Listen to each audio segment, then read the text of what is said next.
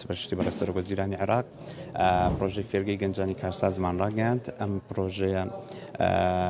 نمونەیەکی تازەیە لە عێراق و هەرێمی کوردستان جێبەجێ دەکرێت بە سەرپەرشتی ڕاهێنانی تیمی ڕاهێنانی نێودەوڵەتی پرۆژەکە بەڕێوە دەچێت 125 گەنجی خاوەن بیرۆکەی کارسازی لە پارێزگای سلێمانی و هەڵەبجە تەواوی پارێزگای سلێمانی بەشدارە بن لەم فێرگەیە فێر دەکرێن کە چۆن بتوانن بێنە بازار لەعنی لە بیرۆکەوە بە هەموو ئەو سکیلانی کە پێویستە بۆ گەنجێکی کارسازە بێت لە ماوەی 1 مانگە لە ترینینی چڕە ڕادەهێنرێن و فێر دەکرێن بۆ ئەوەی بتوانن پرۆژەکانیان سەرپێ بخەن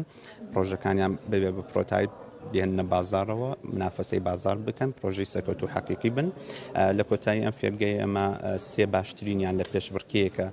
خڵات دەکەین بە بڕی 9 میلیۆن دینار دەست پێ دەکات و دادەبەزێت بە تەدریجی هەروەها لەلایەن ڕێکخراوی فۆندیشن هەبەوە کە یەکێک لە سپۆنسەرەکانمان بۆ ماوەی ساڵێک شوێنی کارکردنی بێ بەرامبەر بۆم گەنجانە دابی نەکرێت هەروەها لە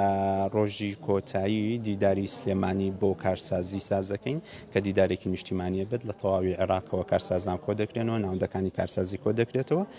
بەشدار دەبن بۆ ئەم دیدارە و بۆ ئەوی باس لە ئەو هەلانە بکەن لە بەردەم کارسازیە لە عێراقا گەنجان چۆن دەتوانن پەیوەندیتان پێ بکەن فۆرمەکەمان ڕاگەاندووە دەتوان لە ڕێگەی هاشتاگی YEB لە